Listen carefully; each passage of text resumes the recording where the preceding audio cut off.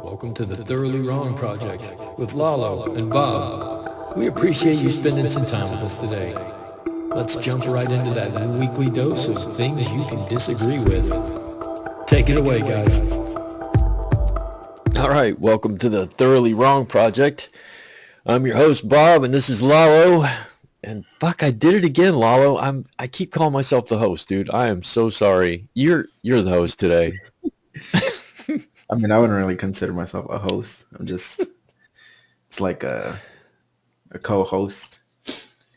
That works, co-host. I was co-president of the philosophy club at CSUB, so that works. That's a shared responsibility. Like in sports, there's two types of announcers. There's like the play-by-play guy and then the analyst guy. Yeah, the color man. Yeah, you could be the play-by-play guy. And then I'll just interject here and there when needed. That's a lot of pressure, man. Sorry, I can't do that. Well, you've been doing it pretty good so far, so. So far, so good, man. Yeah. How you been? Pretty good. I'm pretty tired. We had a Halloween party, like an early Halloween party yesterday. Yeah. So I'm just like shot. Little hungover? Not so much hungover, just tired because I think I told you I'm like in a rec, like soccer league. Yeah. So we had a game yesterday at 5:30, and then once we finished, we came home, showered, got ready, and then went to the party, and we were there till like 1. So I'm just like, my body's just like exhausted. All right. Well, you still made it for the podcast, and that is to be commended. Way to go, man. Did you win the game? No, we lost. How bad? It was 7-4. All right. So it's not too bad, but it's not that good. What's your record? We are 3-2. Okay, you got a winning record. So how many Yeah. games you play during the season? There's 8 weeks, so 8 regular weeks, and then there's on a final week it's like a tournament, and on the tournament you play like I think it's like 3 or 4 games. Damn, dude. So it's a decent amount of games. Yeah, you should be in pretty good shape when that's over. We'll see about that. It's all those pizzas in between games that fuck you Yeah, up, it's right? all the Tony's pizza after every game. Win I or lose, remember we that. go to Tony's. When I was a kid, I played little league sports, and you always like after the game you went and gorged on hot dogs or pizza and ice cream, Coke. Yeah. Well, I hope they don't do that to kids anymore. Oh, I'm sure they do.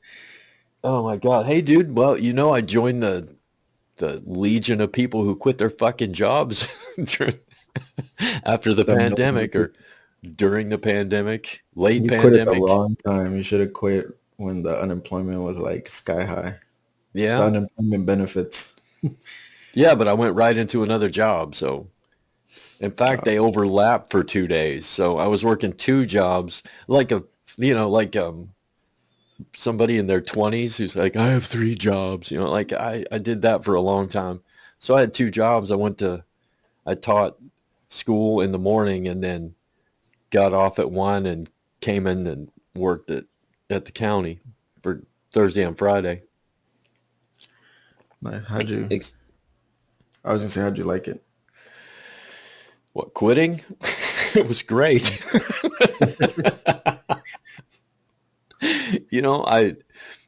It was the first job I ever quit that I wasn't fucking nostalgic or, driving away thinking, oh my God, what have I done? I felt like I should have run naked out of that place on fire.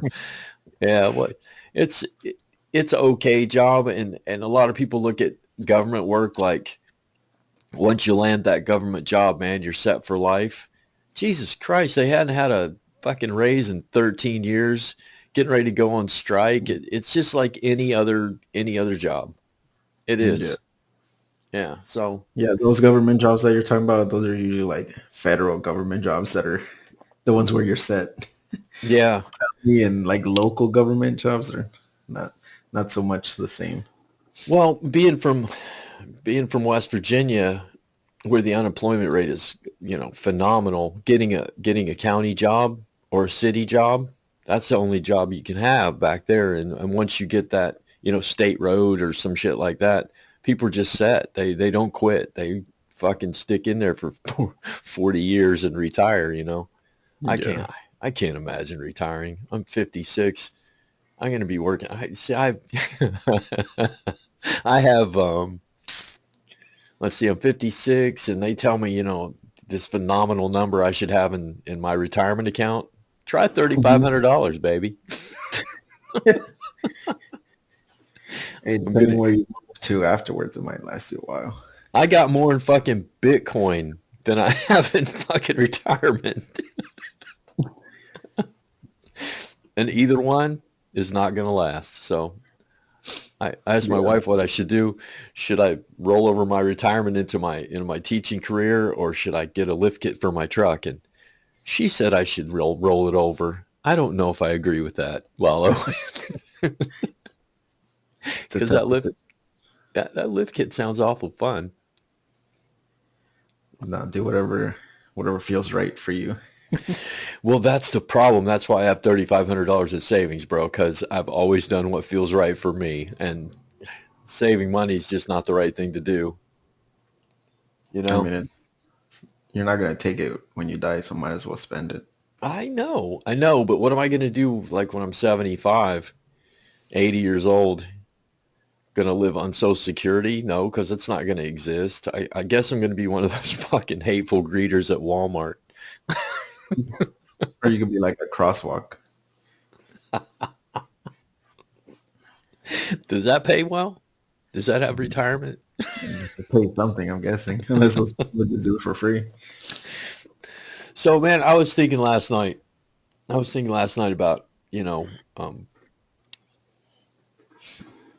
what we were going to talk about today. And I had this wonderful thought. I was talking to my wife, and I had this wonderful thought because have you seen the Kanye West thing? Which one? The latest one, where he changed his name and he's wearing a mask that looks like a white guy. Yeah. You've seen that? Okay. Yeah. So here's my question. When the majority, and listen, dude, this is not a rhetorical question. It's a philosophical question. Are you going to ask me why that's not racist? Exactly. The question here is I know why. I'm not, I know why. That's not, but let's talk about why it's like that. Because when the majority dresses up like the minority, and that's in any minority, really, most minorities, some minorities, when the majority dresses up like the minority, it's either threatening or racist or wrong or unethical. But when the minority dresses up like the majority, then it's for safety or a costume or, it's not negative. And it's not all minorities, because I can dress up like Pancho Villa and go to a Halloween party and nobody's going to get pissed off. I can dress up like a French maid. Nobody's going to get pissed off. Somebody might get turned on. But if I do what Ted Danson did, and even the thing is, the very act of doing it has a negative name, blackface. Well, why isn't Ye, as we'll call him now, doing a whiteface? Yay, sorry. Sorry, dude. I stand corrected. Yay. Why isn't Yay and why isn't whiteface racist or negative? Why? And I'm not being hateful here. I know why it is, but why is it like that? In my opinion, I think there's like different, I don't know if you would say like variations of racism, I guess. There's like, I guess like blatant racism, that you hate a race just for being that race, Right. And then there's things that you can do that would be considered racist, like you said, blackface and stuff like that. Because like you said, it's usually, if it's the majority dressing as the minority, that's usually frowned upon. But when it's the other way around, it's, really no one really bats an eye. Right. And I think a lot of that has to do with the fact that usually, I mean, for the most part, um, minorities have always been kind of oppressed in some way. So I think that like weight of oppression also like carries over into this situation, if that makes sense. Yeah, Um, I get it. I like do. if you dress up as, I don't know, what's like a white character, Uh, whoever. Lots of people dress up like the ex-presidents, and all of them are white except one. So, Yeah. and can I So, dress up like Barack Obama? right. So there's usually like, I know it's kind of hard to put into words, but there's like this feeling of it's very hard. Don't get me wrong, it's possible like you could be racist against white people and stuff, but Do you think? it's very hard to like represent racism towards white people in, a costume or whatever. Right. Because um, for the majority of history or for all of history, white people were never really oppressed, enslaved, whatever you want to call it. So that's why, people like to say, oh, I can't say the N word, but, they could call me a cracker. Like, what weight does that word carry? Right. Like, does that take you back to the time when white people were, oppressed or enslaved? No, that means nothing to at any point in time. All right. So Or why can't I? or whatever. Okay. So we don't have just one minority who has been, and please, whoever's listening here, do not take me as a racist. This is a conversation to get down to brass tacks, get down to the truth. There's more than one race who has been oppressed. There's more than one race that's been enslaved. So can I choose any other? Can I dress up like, you know, uh, a Jew? Can I dress up like a Hasidic Jew and wear a yarmulke and put some curls on my face? And that's fucking funny. Ha ha ha. Does it take me back to a time when the Jews were oppressed, who they still are? That's Mm, that's a good question. I don't yeah. know. Like I said, it's kind of difficult to put into words, but I think when it comes to like minorities here in the United States, at least, you usually think of like black people and then like Hispanic people, you know? Right. So I think there's kind of this like feeling of, you know, um, like if you dress up as something like one of, a black person or a Hispanic person, and you kind of, I don't want to say like exaggerate, but just like emphasize certain features, like if you wear blackface, like you're emphasizing the black skin. Okay. If you're dressed up like as Pancho Villa and you you get a sombrero and then you like put a little like mustache, like your Right. typical like little Mexican mustache. I think it like those things being emphasized kind of it's very reminiscent of, remember those like old like cartoons where they were like depict black people as Oh like yeah. black and stuff like that. Yeah, the whole I think, stepping and fetching and all that shit. yeah, I know that I think well. there's like some subconscious like feeling or thoughts that kind of mirror that effect, Right. because you're emphasizing the black skin, you're emphasizing the uh, whatever it may be. And I think when you emphasize those features or you kind of, put them front and center, that's when it's like, you know, an issue, I guess. So you're saying that if I were to dress up like a bandito, Mexican bandito, or and did all the emphasis with the hat and the serape and all the things that come with that racist stereotype, that I can't get away with that either. I mean, I think for the most part, it's fine. I think when you like Because I mean, I've only really seen people get really upset over like when you try to like change like the skin color, you know. But it's kind of hard to dress up as a black character or a black, person without, changing. Like you could be like you have a little president's pin and I don't know, do your hair, like talk like Obama, and then be like, "Who are you supposed to be?" You're like, "Oh, I'm Obama," but they wouldn't know, Right. So I think that's the main like issue right there. It's like the blackface. So it's the color of the skin. If I change the color of my skin, then that's the catalyst. Yeah, because I mean, I see people dress up like Pancho Villa, like you said, and stuff like that. Right. But I think when it comes to like black characters, you can't really represent them without doing blackface. But then if you Right. do blackface, it's just a bad look. And like with Kanye, like his whole mask thing, like to me, like I said, that carries really no weight behind it. Like there's no like negative stereotype that comes with being white, Right. Only people who are racist against black people point out that he's doing whiteface. Right. Right. I mean, Okay. it's not, So not an issue, really. can we jump out beyond skin color?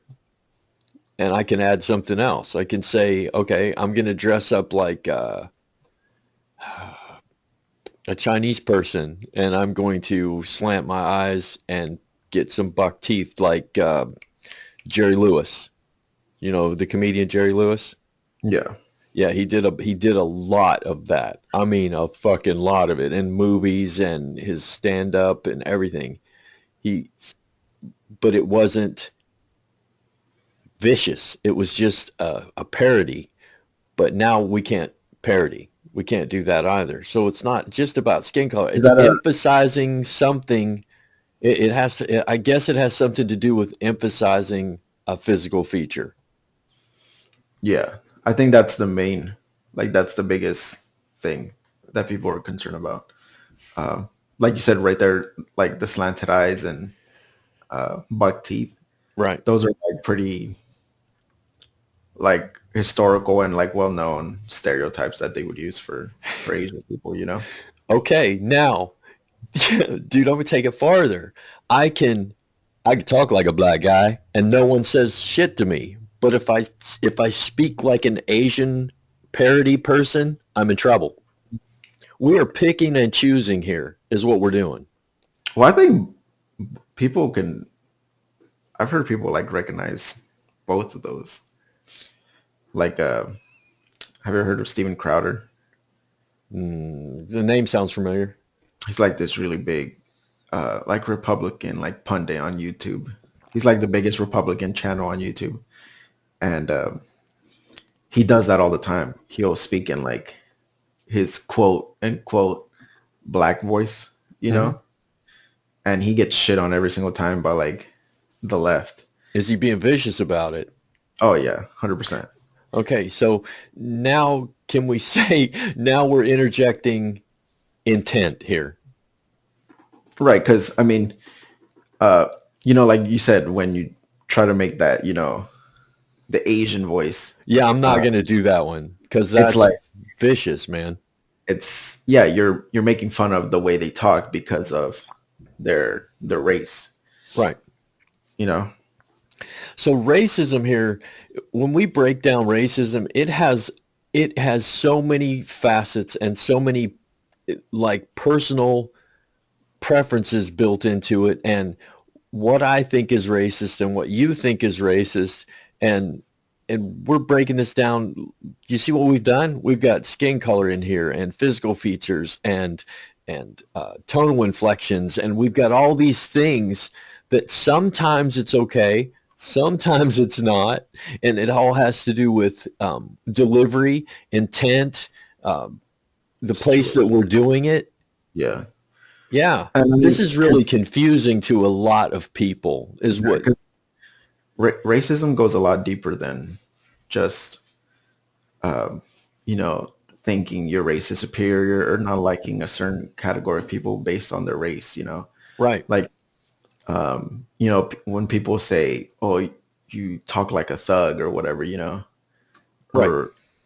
or like, just things like that. It brings up, like, whether you think about it or not, like generational racism, Hmm. like, because if you really think about it, why is there a big portion of like the black community that, uses a lot of slang language or, doesn't use proper grammar and stuff like that? Is because historically they've been deprived of a good quality education. Right. And why is that? Because of racism, oppression. So And there's there, like history behind these things that people don't really recognize right away. right. And there's some theories out there that say that language bonds us. So they have a shared language, Right. that slang, and just like hillbillies have a shared language that if when they get into it, just like Gaelic has a lot of weird slang in it. So Yeah. it's not just the educational, because it has to do with regional and dialect and tribe and culture and bonding, and there's all kinds of things here. We this is probably this is one of the most interesting podcasts I've been in, because this is shooting out tendrils into everything here. We're talking about, it is no fucking wonder that people are so confused about what they can say and what they can do. And when you confuse a person, you make them angry, is what you do, especially when you change the rules per person. So there is no uniform way of being here. And don't get me wrong, I don't think there should be a uniform way of doing things. But I think we need to back off of this.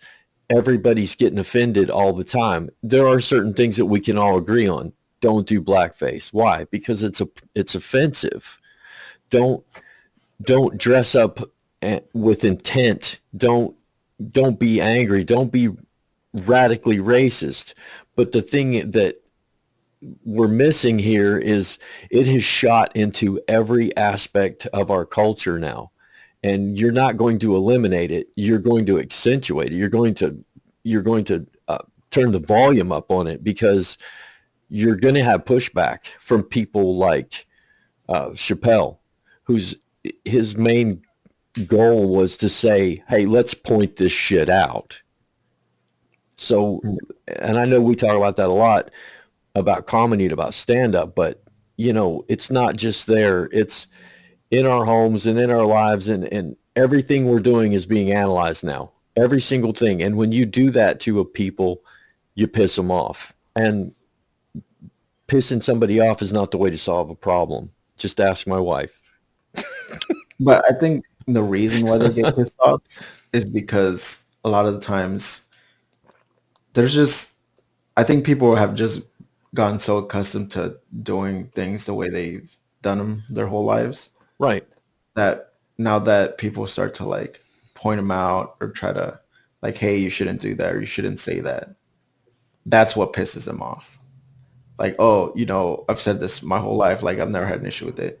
Well, yeah, of course you haven't had an issue with it. Like when people say, why is blackface racist? I guarantee you 99% of the people asking that are not black. Oh, And it's definitely. because they don't understand, Right. I'm going to go with why is they're all saying, black. Oh, that's a not, that shouldn't even be a question. And the reason I asked that question earlier was to get the conversation started, you right. know? Usually when you have to ask, or if you ask, like, why is that offensive? Why is that racist? Chances are it doesn't, the thing that you're discussing does not affect you personally, why can they say the N word, but I can't? Right. Why could they do this, but I can't?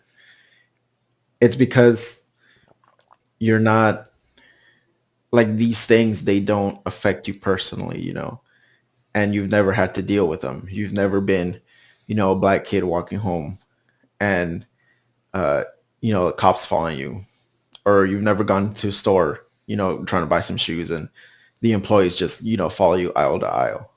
Yeah. And that's, and I'm speaking for like, white people. That's never really happened to you. You've never been like, whether directly or indirectly, like discriminated against because of the color of your skin. Anything that you've had to deal with was never due to the fact that your skin was white, you know? Yeah. So, and it's really hard for a lot of people to grasp that, like that thought, because they've never experienced it. And it's hard to think about something that you've never experienced and probably never will. So it takes that like extra effort, to like put yourself in that position and think about it that way. And a lot of people just either they don't do that, they can't do that, or they're not willing to do that. We talked about, I think one of the first 4 or 5 podcasts we did, we talked about how I went to get a stereo put in. Do you remember that? Yeah. I just got completely fucking ignored. And I know why. And it taught me a lesson. It didn't make me, well, it made me mad. I'm not going to lie. I got in the car and I was like, fuck that. Fuck them. I have money, so, but that led to me to go, oh, fuck yeah, that's what's happening. That's what's happening here. This is how the way I feel right now is the way the way somebody who's marginalized feels every single time it happens. So I think that it happened to me twice since I've been in Bakersfield 22 years. When you think about it, somebody, it happens to them twice a day, every single day of their fucking life, you begin to think differently. You begin to hate. And usually their thing is a lot worse than, oh, they ignored me at the store, like their thing that they have to deal with. Usually for them it's, oh, I got stopped by the cops and searched because I, matched the description or whatever they tell you. Yeah. Or, I got kicked out of a store because, they said I stole something last week when I've never been to the store.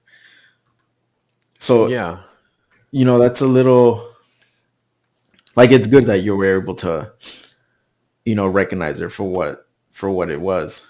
And I think a lot of people need to do more of that, like introspection and think about what it's like to be, just a minority in general. There's tons of minorities. But we can't do that, man. I couldn't possibly have conjured up the emotions that I was going to have when that really happened to me. That's like saying, imagine a broken leg. I can't tell you, I can describe to you about when I broke my legs, and how bad it hurt and all this shit. And someone can describe to you about what it's like to skydive, but you can't have that epiphany. You can't have that. And that's what it is. It's an epiphany that I had in my car, in my truck, that I was like, oh, fuck, this is what it's really like. So yeah. I could say, I bet it sucks to do that. But until it hits you and until it pulls at your heart, for lack of a better way, before you sit there and you get this feeling like, fuck, man, that's what it's like to be black. That's what it's like to be in a place where you don't feel wanted or you're being blamed for things. That really sucks, man. And we can't give people that knowledge without it happening to them. And the problem is it doesn't happen that often unless you go into a minority-owned business or a minority-owned section of town, or, and you're in the wrong place at the wrong time and they don't want you there. Yeah. And we don't have to go as far as like having people experience it to try to, like adjust their attitude or adjust their way of thinking. We just have to do it enough to where the things that they do just aren't like discriminatory, It's like, right. It's like saying, well, I don't have to like personally be in a wheelchair or break my leg to know like, hey, I should make this entrance like handicap accessible, you know? Like I just Okay. have to know like, hey, there's handicapped people that might come in here, you know, let me put a ramp. Let me put automatic doors, you know? You don't actually have to become handicapped yourself to have that epiphany like, hey, oh shit, I should do this. It's just the thought of like, hey, there might be people that come in here that, you know, need automatic doors, need, you know, wheelchair ramp. So That you is don't, the world that you have grown up in, though. In the world that I grew up in, fuck handicapped people. That's the way it was, man. If you're in a wheelchair and there was steps, sorry, bro. And there yeah, was no, we that was didn't more, have to. yeah. I mean, that was more like of an analogy, you know, like you don't have to 100% be in their position to be able to recognize it, at least just enough for it to become like, hey, let me do this instead. Let me, you know, let them shop. Let me install this ramp. Let me, you know, whatever it may be. Right. You know, I doubt every single owner of, you know, a business or whatever was handicapped to the point where like, they were like, oh, let me, you know, put automatic doors or whatever. That it And just became a law. yeah, but I'm saying like it's the recognition doesn't have to go that far for it to make a change, you know, or for it to be impactful. Okay, man. Here, I'm gonna throw back at you and I'm gonna say in the 70s, before this happened, before the laws were passed and before we live in a world where handicap accessible is, of course, it's handicap accessible. There are handicapped people. There were handicapped people in the 70s too. And the only people that had the epiphany about being handicapped were people who were close to those people or people who were handicapped. There were no ramps. There were no handrails. There was no high toilet. There was no fucking nothing, bro. And nobody gave a rat fuck until somebody stood up and began to make noise about it. And then it became a wave of, and then it became a law. And when it became a law, it wasn't like everybody was like, oh, okay. People were fucking angry, man. They didn't want to spend the money for the ramp. It was like, I got two handicapped people out of 100 come in here. What the fuck do I need to put up a ramp for? So it wasn't always like, like this. And it wasn't, the changeover wasn't easy. It was very contentious for a really long time, and people wouldn't do it, and people got fined because they wouldn't put up a ramp until it became mainstream. So handicapped people, when I was growing up, they were in the shed out back for real. There was no integration. They had their sped shed is what we called it out back. So Yeah, and I this is mean, a 30 fucking years of a law being in effect, and then you were born after the law and you grew up in a world where of course you take care of handicapped people. And I myself have changed my way of thinking. Now I'm like, of course you take care of handicapped people. So how do we do this with the race issue? Do we pass some laws? Would that? I mean, we already have some sort of like laws, you know, Right. that protect that, like protected classes. And I mean that just like any other like minority led movement, it's like a civil rights issue, you know. Oh And yeah. those usually and unfortunately take a long time for it to show the progress that they're aiming for, you know. Yeah. It's just decades, you know, generations, because it's a constant fight against the usually it's the majority. Right, right. Like I said, the store owners were like, "That's going to cost me $10,000." Or Yeah, am I going to get $10,000 worth of business from handicapped people? That was their argument. right. And I mean, I think we've mentioned it before that in the not so distant future, white people are going to become the minority, at least here in the United States, Yeah. and it's going to be very interesting for me to see how that affects like American, I don't know, like the way of life, I guess. Is that going to be interesting for you, Lalo? Yeah. I mean, I'm curious as to see like what, like if the changes will be more like bigger leaps, like more Yeah, radical. Um, because I mean, you can see it now, like no offense when I say like white people, but there's like a big group of white people that are trying to stop that at all costs with like gerrymandering and and right. stuff like that. But to me, it's like they're just putting like roadblocks in front of a freight train. Like it might slow it down, but it's gonna come. And um, I think that's just like it's scary for them and it makes them uncomfortable because it's been the opposite for the entire existence of the United States. Right. But Um, an issue with that is if there's 40% of the white people and 60% are, it's all different races. It's blacks and Asians and Hispanics and the Pacific Islanders. You've got all these groups. You as a 60% are a majority, but you're still not together. You're still factioned greatly. Where white people are, I don't know. What's the factions over well, here? We're well, I think and then I'm just talking politically right. because if you get into the politics of it, it's like, well, we have so many black congressmen and so many Hispanic congressmen, and they don't agree on their issues, but all But the 40% agrees on their issues, so it's still kind of a fucking majority. In order to have that minority or majority that you want, you have to come together cohesively and say, okay, as all these groups of minorities, we want this, but that's not happening yet. I think for the most part, a lot of their views um, kind of align with each other because they all fit in that they all kind of fit in that category of, hey, we've been neglected for forever. Right.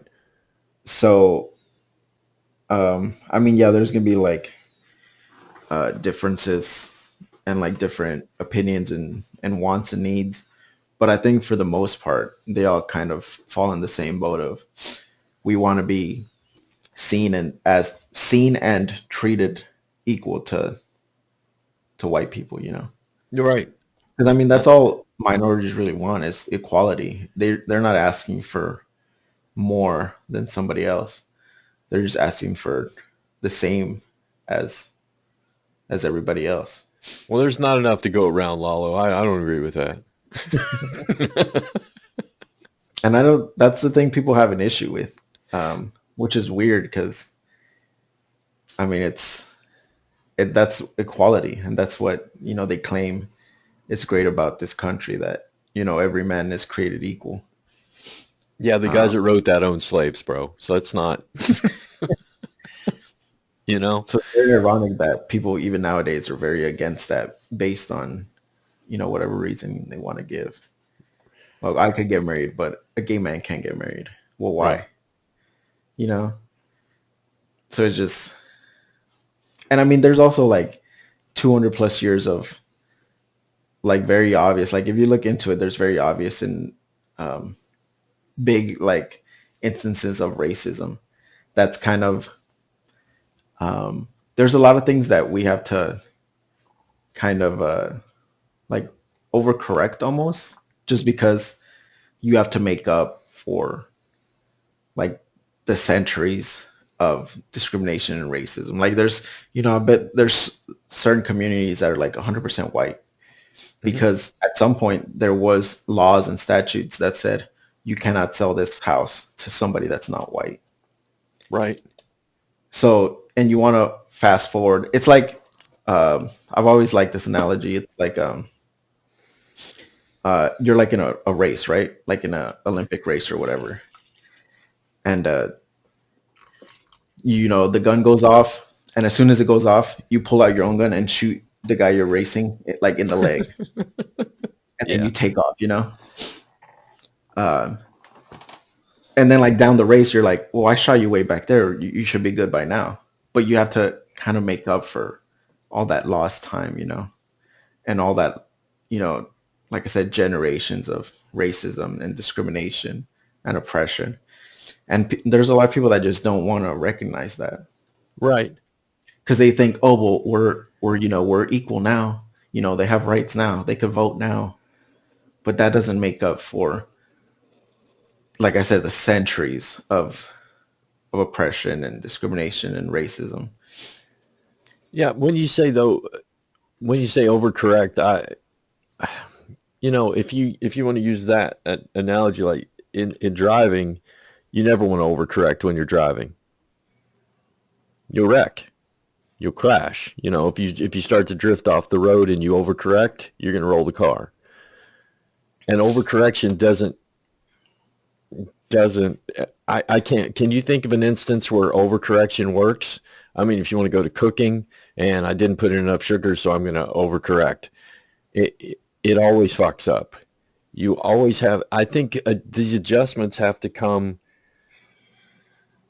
like they're coming. I'm not saying that what we're doing now is right.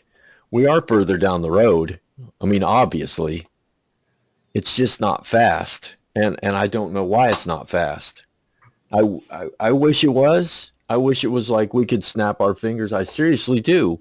We could snap our fingers and even minorities are, and everything's fine, and everybody's getting along, but you still have women have only been able to vote for the last 100 years, and people who were alive when that changed are dead, and yet you still have fucking misogyny. You still have people who say women need to be in the kitchen and make me a fucking sandwich. So things have changed drastically for women, but it's still not equitable. And will it ever be until the majority is gone? Will our culture be equitable until when white people are no longer the minority, will it become equitable? I don't even think it has to like go that far. I think it's just the mindset that has to go away, like that way of thinking. But I mean, that usually goes away with, as generations Right. progress. So, I mean, it might be to the point where they kind of align with each other, like white people becoming a minority aligns with like that old school like way of thinking kind of disappears.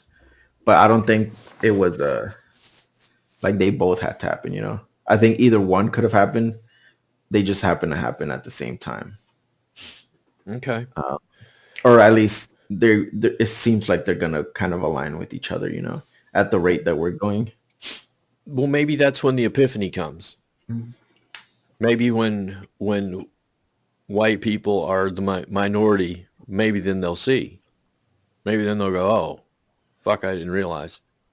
But see, when they, or not if, but when they become the minority, I don't see it playing out as it is today, like where they're going to be like followed around, because again, there's no history of oppression against white people. They're just going to become a minority because their numbers are going to be smaller than, everybody else's. But it's not going to be like, oh, like we're going to turn the tables on you guys and, fuck you guys over. Like that's not going to happen. It might seem that way to them because everybody else around them is kind of like going to catch up to them when it comes to like equality and rights and stuff like that. But it's not going to be like, oh, we're going to enslave you now for 200 years. Let's see how you like it, And I think that's what people are afraid of. Like, it's as weird as it may seem, like a lot of people I think are afraid of that, like of that happening. Not like enslavement, but like being treated like differently. Right. And yet they're afraid of that. And then they can't see that it's happening right now, just the other way around. So it kind of, it shows you like they know it's wrong. They know it's immoral, but they don't really care about it until the thought of it happening to them comes into their head, That's fucking deep, dude. Seriously. It is, because this change has been coming for all my. I've seen it in my lifetime, and it's really interesting. In fact, I was talking to my wife last night, and I said my generation, born in the '60s, grew up in the '70s. That's when, in the '70s, when it snowballed, when we had Equal Rights Amendment and gay rights popped up, and all this starts to happen. And my parents and grandparents were fucking horrified, dude. I still remember the vicious, visceral, nasty conversations that were going on inside houses, and the weird, you know, there's black people and there's N words, that kind of shit. Yeah. We're what they were saying is there's black people that act like white people, and those are cool, but that other kind. So my generation is the first one, and I know there's still a lot of people my age who are still racist as fuck, but the change started as I was growing up, and I caught on. Thank God I caught on and raised my kids. And you know what? I didn't do it perfectly, man. And I'm going to be honest here. I grew up in a racist culture with racist jokes, and I still, to this day, I think racist comedy is funny as long as it's coming from the right intent, like Chappelle, like that kind of thing. And I'm so torn, Lalo, that I think Chappelle is funny, but at the same time, I'm like, that fucking shit needs to stop, because it needs to go away. And is he pointing it out so we can realize it's racist content and make it funny and make it not vicious anymore? Or is he just perpetuating racism? When, like, the Chappelle show was fucking racist, man. It really was. Yeah. And I think, like you said, there's a lot of like intent and like situation and like scenario. They all play heavily into to these things, Yeah. Like you said, the Chappelle show, he made fun of everybody, and he would Right. make like racist jokes against anybody, but his intent was never like hateful, Right. Whereas But the people who are hateful, who are listening to him, are perpetuating that hatefulness by repeating his comedy with a new intent. That's where it changes. Yeah. And I think that's where comedy is has its not downfall, but like bad side, That's the flaw in it, that, me and you can, watch Chappelle and like laugh. And then as soon as we leave his show, like, we don't take that stuff with us, And even Right. not just him, but like any comedian, like we don't take what they say. Like we recognize them, that they're jokes, and they're just doing a bit or whatever. We don't take that, like what they say, and then apply it in our personal lives, but non-ironically, Right. And I think that's what a lot of people do. They could hear a joke about like some black guy robbing somebody or whatever, and then they'll turn around in real life and then kind of apply that joke, but in their personal lives, and not as a joke. Right. And I think that's what we have to do a better job at when it comes to like at least comedy, So I can see like that's like a drawback of, that edgy comedy. Mhm. But I don't think that should be a reason to like stop doing it, Right. Right. Like I said last week, I think those people will eventually go away. I mean, they'll die, because you cannot even, you can't keep perpetuating that in a culture that doesn't allow it, because then you're raising your kids to marginalize themselves. And sooner or later, even like myself, who was raised to be I should have stayed in West Virginia, and there's all kinds of things that are happening in my life to where, I left my tribe and fucking they turned their backs on me because I wasn't like them anymore. So eventually you're going to run into large portions of generations as we move forward who are going to leave that mindset. They're going to say, no, man, I want to be successful, so I can't think like you think anymore. And it's hard to come out of that, especially, if you're really smart, if you're really an intelligent person, you could see racism everywhere now. That Petito girl? Yeah. Yeah, we've talked about that before. We've talked about it here. We talked about it at work. If she'd have been a black girl, this shit wouldn't have happened. And people were like, oh, that's not true. I can prove it now because I have the data, because when they were looking for that girl and for, what's his name, Laundry, Yeah. they found 9 other bodies. You know what their names were? Calderon, Cho. I mean, all these females of other persuasions other than white, all kinds of races. But did they make the fucking news? No. And in fact, when they found the bodies while they're looking for little blonde Gabby Petito, they still didn't fucking say anything. And now I found it on this obscure site that CNN hosted the story of 9 bodies found while they were looking for that girl. But they didn't fucking say anything about it. That's racist as fuck, dude. Seriously. How many black girls are disappearing? How many Mexican girls are disappearing? How many fucking Asian girls are disappearing? That's not a fucking problem.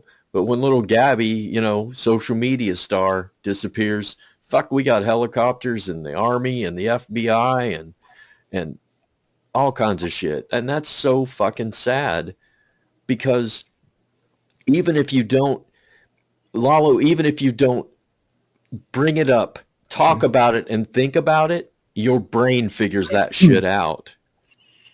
And you feel like, why is this happening? Yeah, and if you listen to like the arguments, people aren't saying like, hey, we shouldn't give this white girl all this attention. They're saying, right, hey, we should give all these other people the same attention. And that's what people like just can't like fathom and like can't wrap their minds around. Yeah, they feel threatened when you say, well, why not a black girl? Well, are you saying we shouldn't be looking for Gabby? No, I didn't say that at all. We should be looking for every fucking buddy that's missing, dude. That's what I'm saying. Every murder, every beating, every shooting should have the same amount of care and meticulous inspection to look at it and who shot who. But it's like, if there's a shooting in Bakersfield in a white section of town, fuck, people are freaked out. If it's down on the east side, whatever. Yeah. It's just more black people shooting each other. Unless that shooting involves a white person in an affluent neighborhood. These are the things that have to change. But how do we change that? It's just this slow process of figuring these things out, bringing them to the forefront. And can I say this? Can we bring these things up and not in an accusatory manner? Because I'm not doing it. And I don't think the news does it maliciously. I don't think it's like, there's a black shooting, we're not going to. It's just like, what would people be interested in? Well, how can we make everybody interested in the shooting on the east side? How can that be pulled off? I think that's a hard question to answer, especially because, and I've said this before, people aren't really interested in things that don't affect them, on a personal level. Right, but the east side is a neighborhood, and the east side watches the news. You know what I'm saying? Yeah. It's because media is mostly owned by white people. I don't know, but I think it's like you said, it's not really done on purpose. I think it's more of like a subconscious type of bias. Yeah. because like you said, and I mean the media, like you said, also like they're gonna run with whatever is the most like appealing thing, or popular thing, and that would be a young white like you said social media star, Right. like that just appeals to the masses because of just that description alone. Um, if you were to say like local Hispanic farm worker goes missing, like that's not gonna no one's gonna like bat an eye, I know. over that. And I think the media they shouldn't be bound to, hey, what's gonna get us the most views. It's like, hey, we're the news.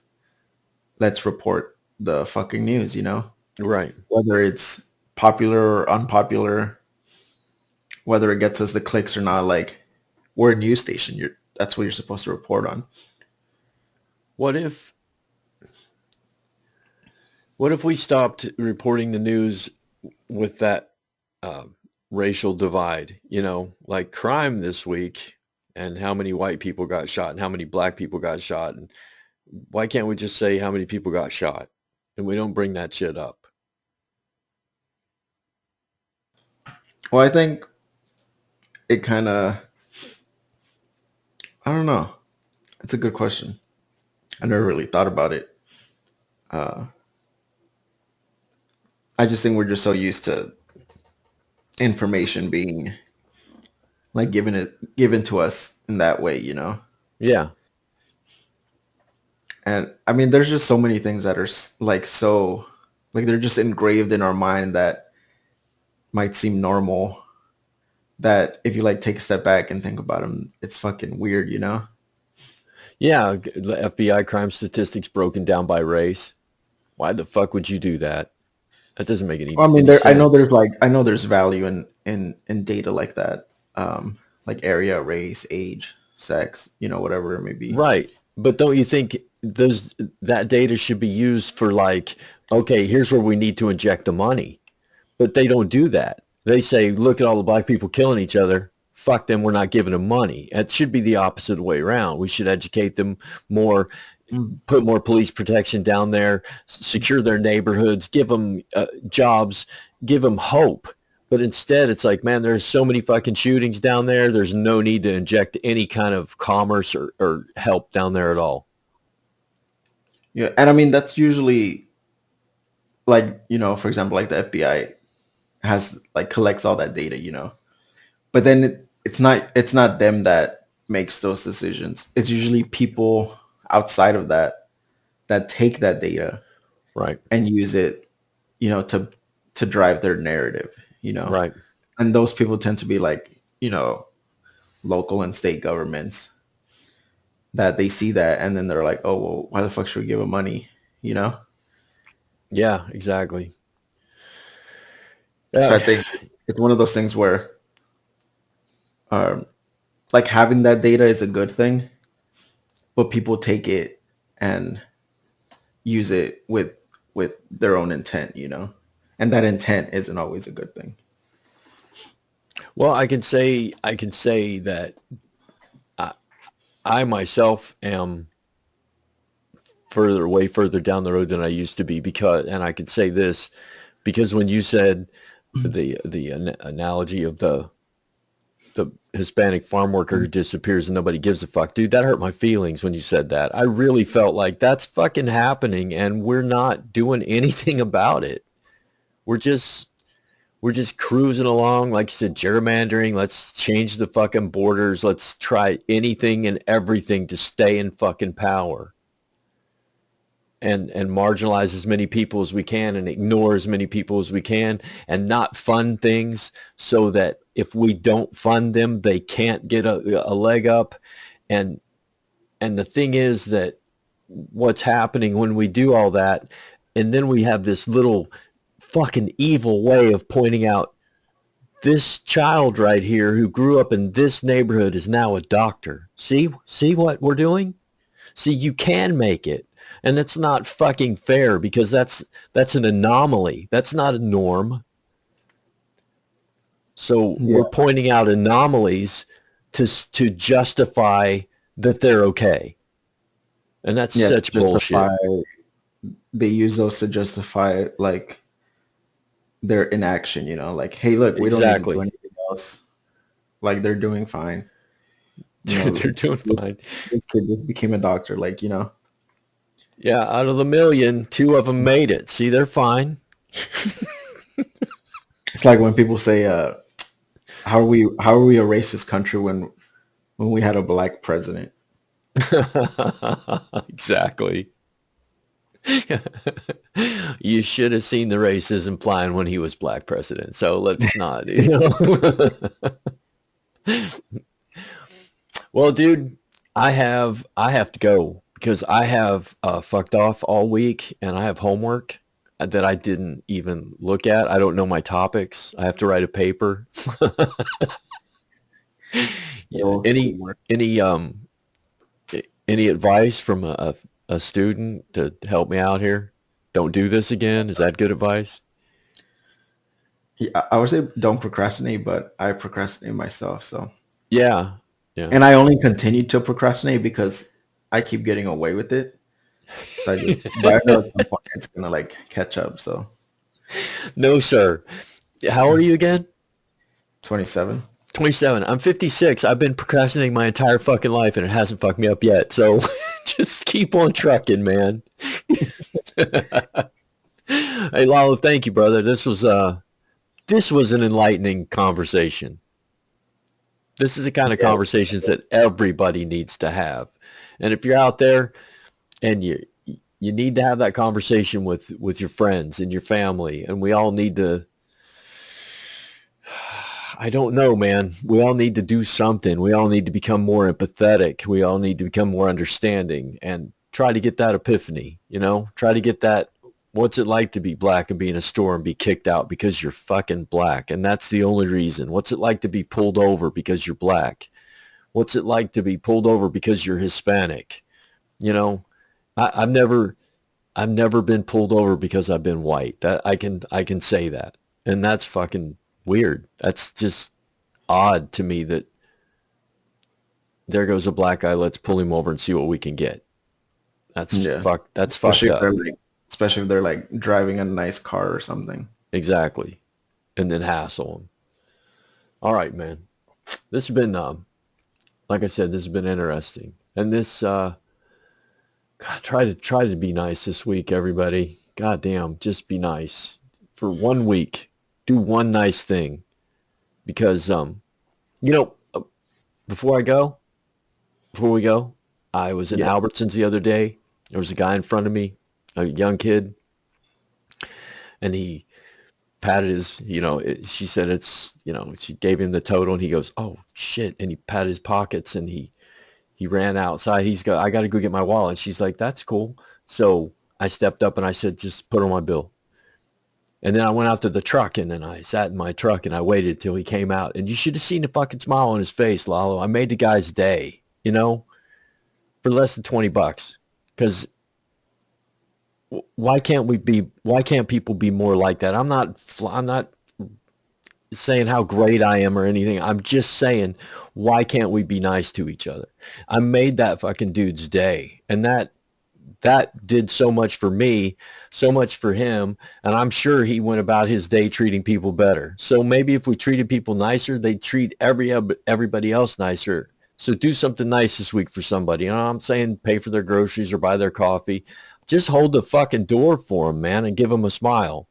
You know what I mean? Yeah. I think human beings are by nature, I don't know, selfish. So I think it takes that extra effort to not be selfish. There you go. And I think that's why it's hard for a lot of people. Well, it takes the extra effort to stay healthy, and this life is about struggle, man. Everything's a struggle. So struggle to be nice this week. Do something kind for someone. Hold the door, smile at them, compliment them, but don't say you look sexy or anything, but just compliment someone. You're doing a good job. So like that. So, all right, man.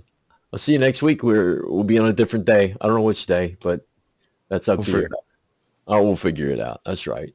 So this has been the Thoroughly Wrong Project. It's been a great conversation. This has been Bob. And Lalo. Damn, you're getting better at that, brother. I think I... Like the timing or the... Yeah, the timing. The inflection? Yeah, the timing. And Lalo. All right, so we'll see you next week, brother. Later, man. Later. You have now experienced the Thoroughly Wrong Project with your podcast hosts, Lalo and Bob. We can now be found on Pandora Radio, Apple Podcasts, Podium Podcast, or by searching The Thoroughly Wrong Project to locate our YouTube channel. You can contact us directly by email at thoroughly-wrong@gmail.com or just leave a comment on any of our platforms.